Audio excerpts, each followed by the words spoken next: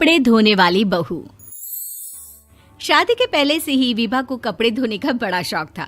कभी नल के नीचे तो कभी तालाब के पास। अरे मेरी नीली वाली लुंगी नहीं दिख रही है। विभा की अम्मा, कहाँ रखी है लुंगी? अरे वो तो विभा ने परसों ही धोकर रखी थी आपकी अलमारी में, देखो वहीं होगी। वो ना मैंने आज धो दी, मुझे लगा कि गंदी हो गई होगी। अरे कैसे गंदी हो गई थी? उसे तो मैंने पहना भी नहीं। हे भगवान, इस लड़की के कपड़े धोने की आदत से परेशान हो गया हूँ मैं।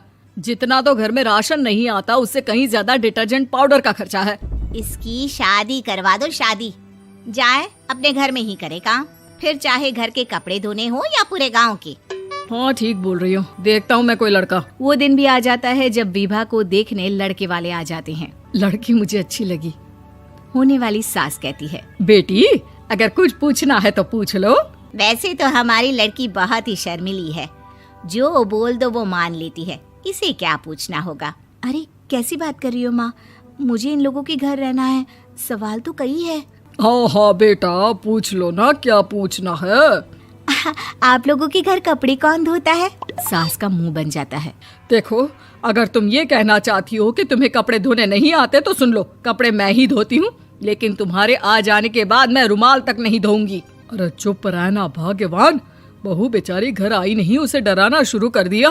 वो क्या है ना बिटिया, अभी तक तो ये कल्लू की माँ ही धोती थी, लेकिन अब तुम्हारे पापा तो दहेज में वॉशिंग मशीन देंगे ही। तभी विभा की माँ बोल पड़ती है, सवाल भी पूछा तो क्या। वैसे भाई साहब, मशीन की तो फिर भी कपड़े धोने की कैपेसिटी होती है। मतलब जो बिटिया दे रहे हैं ना विभा, इसे कपड़े धोने का बहुत शौक है। ये आप लोगों के क्या, आस पड़ोस गांव मोहल्ले सबके कपड़े धो दे और उफ तक ना करे। बाहर देखा नहीं आपने कितने कपड़े सूख रहे हैं? सब हमारी बिटिया ने ही तो धोए हैं। बस भी करो ना माँ, शर्म आ रही इतनी तारीफ सुनकर। और तो और एक दाग निकाल कर दिखाओ तो मान जाओ। हाँ अच्छा अच्छा, माफ करना बेटा, मैंने गलत समझा। हमें तो रिश्ता बहुत पसंद है। और ऐसे जुड़ जाता है रिश्ता कपड़े धोने का शौक रखने वाली विभा का। उसकी शादी हो जाती है कोयला फैक्ट्री में काम करने वाले कल्लू के साथ। शादी के बाद अचानक विभा चिल्लाती हुई सास के पास आती है। सासू माँ, अरे सासू माँ कहाँ है आप? ये तो धोखा है, धोखा दिया आप लोगों ने मुझे।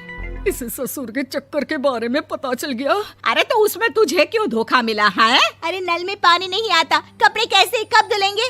अच्छा अच्छा, तू पानी नहीं आ रहा उसकी बात कर रही है? तो आपने क्या सोचा? कुछ नहीं। अच्छा, तेरी माँ ने कहा था कि कपड़े धोने का शौक है तुझे, याद आया मुझे।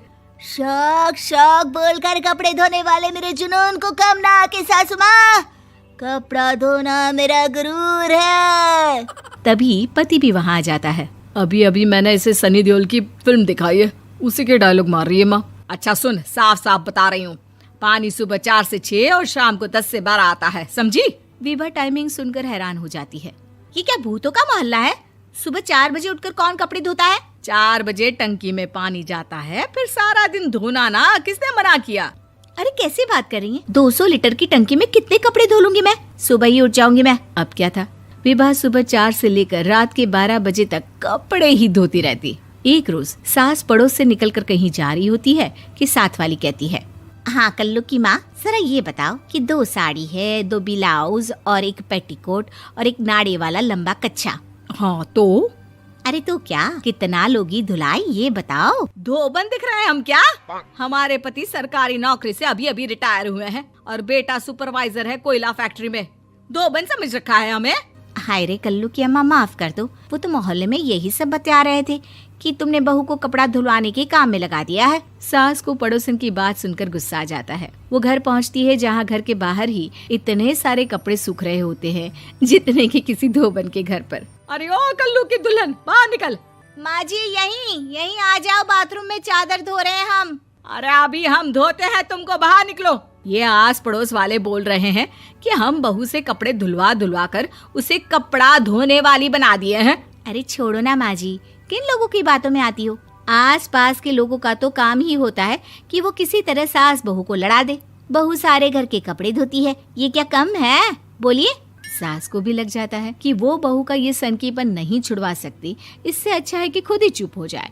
एक रोज सास और बहू मंदिर जाते हैं, जहाँ सास की साड़ी वहाँ खड़ी भीख मांगने वाली से मिलती है। माँ जी क्या बात है, आपकी साड़ी उस भिखारन से कितनी मिल रही है ना? हाँ हाँ देखो तो, दोनों की साड़ी मिल रही है। क्या बात है कल्लू की अम्मा, तुम खुद को तो अफसर की बीवी बताती हो और ऐसी सिंपल सी प्लेन साड़ी पहनकर घूमती हो। सिंपल और प्लेन नहीं है ये साड़ी। तो क्या सोने के धागे से फूल बने हैं?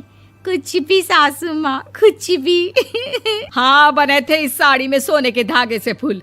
मेरे पति लेकर आए थे मद्रास से स्पेशली मेरे लिए 10,000 की। ताहे भाई साहब इस भिखारन के लिए भी सेम टू सेम साड़ी लेकर आए होंगे 10,000 की। सास उस वक्त तो कुछ नहीं कहती, लेकिन बहू के साथ घर आती है और अलमारी से एल्बम निकाल कर लाती है। ये साड़ी देख रही है, ये वही साड़ी है जिसे मैंने अभी पहना था। इस साड़ी में ये जो चमकदार फूल दिख रहे हैं ना, ये सोने के धागों से काढ़े गए हैं। लेकिन तू लोकल वॉशिंग मशीन ब्रश से घिस घिस कर सारे फूलों को निकाल कर साड़ी प्लेन कर दी। मुझे माफ कर दीजिए सासू माँ। और तो और, जब मैंने तुझे तेरी गलती के लिए कुछ नहीं कहा, लेकिन तूने तो सबके सामने मेरा मजाक ही बना दिया। क्यों? बहू को समझ में आ जाता है कि अब से उसका कपड़े धोना बंद।